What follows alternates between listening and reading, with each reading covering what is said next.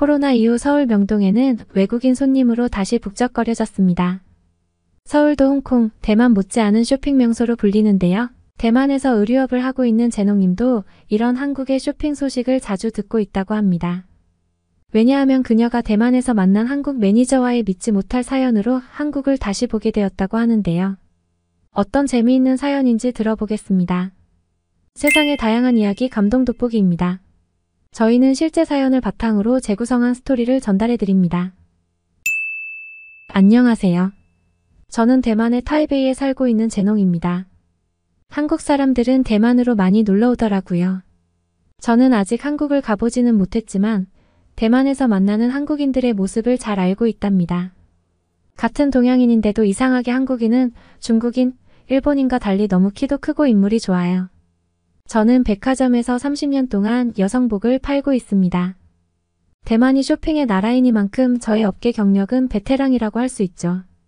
제가 근무하는 곳은 타이베이에서도 손꼽는 쇼핑센터예요.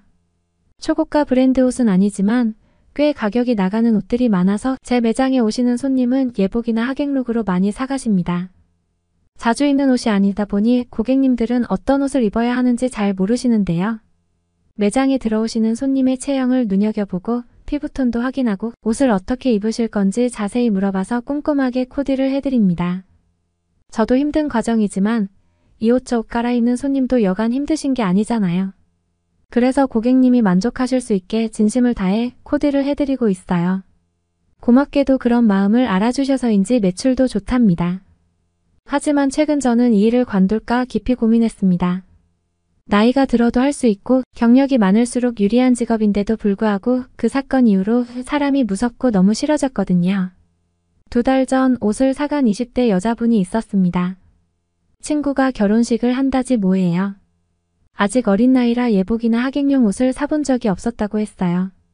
20대 여자분이다 보니 저는 제 딸 옷을 골라주는 것처럼 성심성의껏 이 옷 저 옷 추천해 주었어요. 그리고 가장 잘 어울리는 핑크 원피스를 골라서 갔답니다. 그런데 한 달이 지나서 그 여자분이 다시 왔어요. 남자친구와 함께요.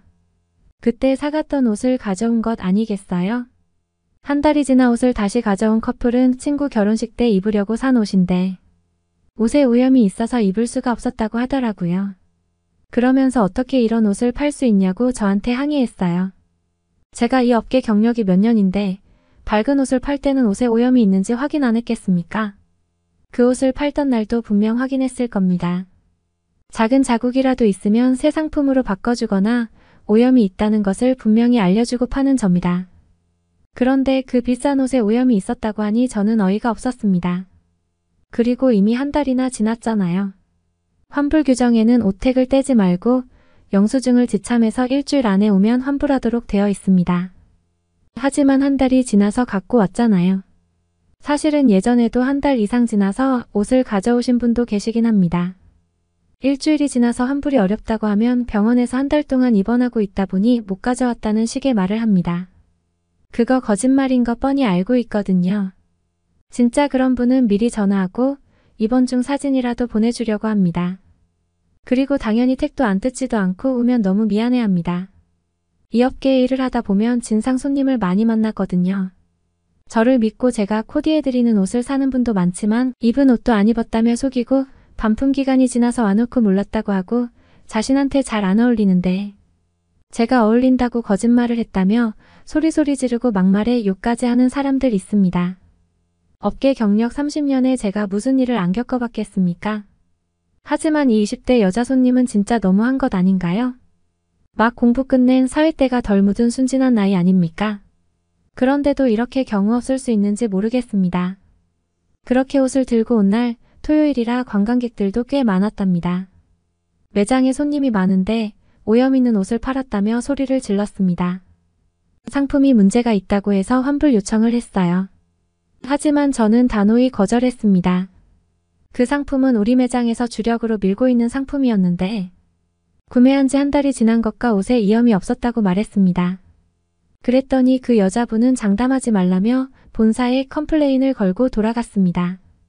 주말에 손님이 많았는데도 저는 그 일을 겪은 토요일 오전부터 판매에 전념하기 어려웠습니다. 황당하기도 하고 짜증도 나고 20대부터 저러면 앞으로 세상은 얼마나 험난할꼬 싶었습니다. 저는 본사에 옷을 보냈습니다.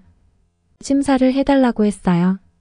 하지만 본사에 보내면서도 제 마음은 편치 않았어요. 본사에 있는 심사 담당자들은 그들도 컴플레인이 귀찮아서 대충 심의하고 반품해주라고 하거든요. 그 심사조차 매우 오래 걸립니다. 그동안 저는 고객한테 계속 불만 전화를 받는 거죠. 거기다 컴플레인이 걸린 매장은 평가 점수도 낮게 받아요. 점수가 낮으면 신상 물건을 배분받을 때도 적게 받는 불이익이 있습니다. 3개월마다 한 번씩 본사에서 매장으로 성실 영업 확인도 오는데 그때도 고객님들께 편리한 서비스를 했는지 꼭 물어보고 랜덤으로 손님들께 문자를 보내기도 합니다. 고객님들의 문자가 좋지 않으면 평가 점수가 더 낮아지고요. 제가 제 돈 들여 이 브랜드 옷 매장을 열었음에도 브랜드 가치를 추구하다 보니 본사로부터 갖가지 제어를 많이 받습니다. 그래서 제가 본사에 제품 심의를 보낸 것은 여러모로 좋지 않은 상황이었습니다. 본사에서 나몰라라 하는 행동을 한두 번 겪은 것도 아닌데 저는 지푸라기라도 잡는 심정으로 그 옷을 보냈어요. 그런데 이번에 본사 대응은 너무 놀랐습니다. 본사에 옷을 도착하자마자 어떤 남자가 저한테 연락을 주었어요.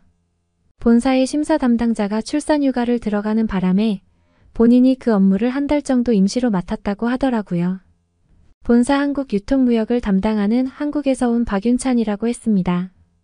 박윤찬 매니저가 저한테 한 첫마디는 바로 컴플레인으로 마음 고생 많으시죠? 라는 말이었습니다. 저는 순간 눈물이 났습니다. 이 일로 사람한테 너무 충격받았었나 봅니다. 아니면 그간 누적된 충격이 이 20대 여자를 통해 정점을 찍었다고 할까요? 여튼 박윤찬 매니저의 따뜻한 한마디는 정말 위로가 되었습니다. 저는 매니저에게 자초지종을 이야기했습니다.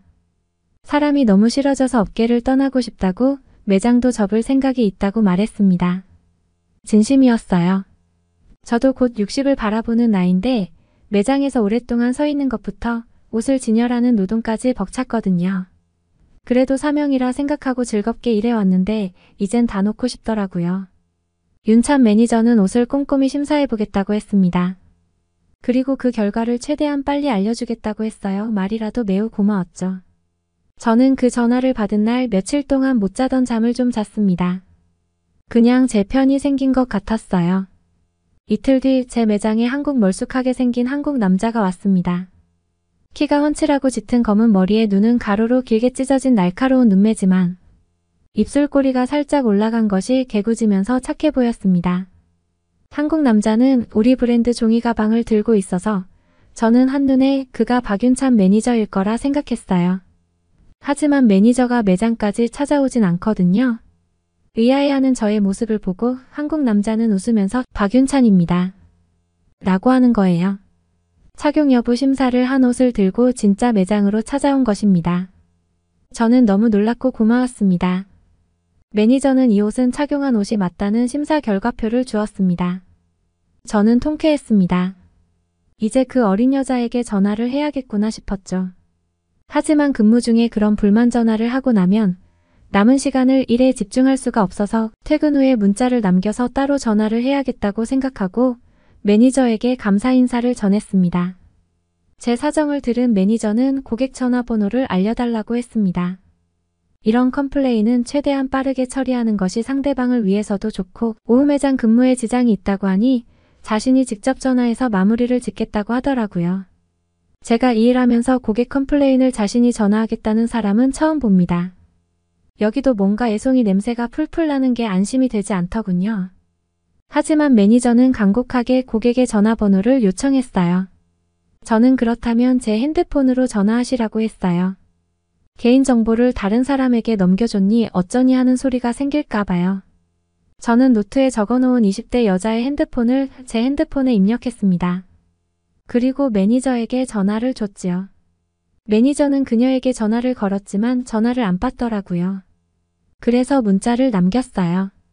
본사 심의 결과를 알려드리려고 한다고 말입니다.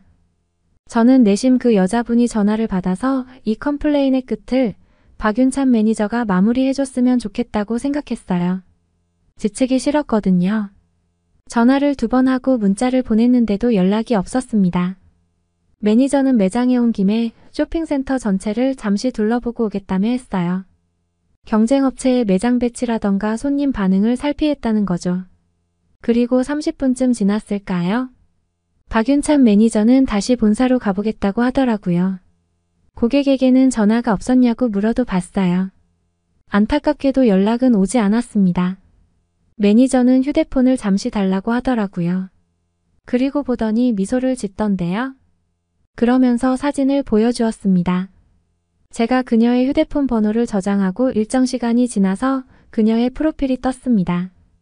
대만에는 채팅을 라인으로 합니다. 한국의 카카오톡 같은 거죠. 채팅 앱에 있는 그녀의 프로필에는 우리 매장에서 샀던 핑크색 원피스를 입고 남자친구와 함께 예식장 한켠에서 다정하게 찍은 사진이 올라와 있는 것 아니겠어요? 저는 순간 머리가 하얘졌습니다. 이런 옷을 팔았냐고 호통치던 20대 여자 얼굴이 떠오르면서 경악을 금치 못했습니다. 이 일을 30년 하면서 이렇게 된통 당하기는 또 처음이네요. 박윤찬 매니저는 프로필 사진을 캡처해 놓았습니다. 그리고 고객 응대 때 쓰라고 저장해 주었습니다. 저는 매니저 덕분에 그동안 약해진 마음을 다시 잡았습니다. 매니저는 저 같은 사람이 그동안 업계에서 열심히 일해주셨기 때문에 타이페이의 쇼핑센터가 이렇게 잘 되는 것 아니냐며 좀 더 힘을 내달라고 했습니다. 그러고는 깍듯이 인사하고 본사로 돌아갔습니다. 저는 매니저가 캡처해준 사진을 고객에게 보냈습니다. 이 사진을 해명해 달라고 했지요. 마음의 치유가 되어서인지 힘이 빠진다기보다 통쾌했습니다. 그녀는 죄송하다는 짧은 글로 답변을 마쳤지요. 그럴 줄 알았습니다. 시끄러운 사람치고 면밀한 사람 못 봤습니다.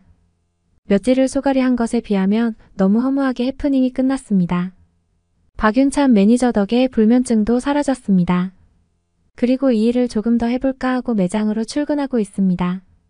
누구나 다 회피하는 매장의 고객 컴플레인을 본사 직원이 그것도 임시로 맡은 일인데도 이렇게 자기 일처럼 나서주는 매니저에게 너무 고맙습니다. 그 이후 저는 매장의 한국 사람에게 더 친절해졌습니다. 제가 한국 사람에게 좋은 추억이 쌓인 것처럼 대만에 오는 한국 관광객들도 좋은 기억을 가져갔으면 좋겠습니다. 제 이야기를 들어주셔서 감사합니다. 여러분 제농씨의 사연 재밌게 들으셨나요? 원피스를 사간 커플 참 어이없네요. 나이도 어린 커플인데 한 사람이 환불하자고 해도 다른 한 명이 말렸어야 하는 것 아닌가요? 세상은 다양하다지만 이런 진상 손님은 정말 열심히 일하는 사람에게 힘 빠지게 하네요. 그래도 제농씨가 한국 매니저를 통해 사람에게 받은 상처를 사람으로 치유한 것 같아 다행입니다. 감동 돋보기에서는 여러분의 사연을 기다리고 있습니다. 자신의 사연을 소개해주고 싶으신 분은 공식 메일로 언제든지 제보해주세요. 구독과 좋아요는 영상 제작에 큰 힘이 됩니다. 감사합니다.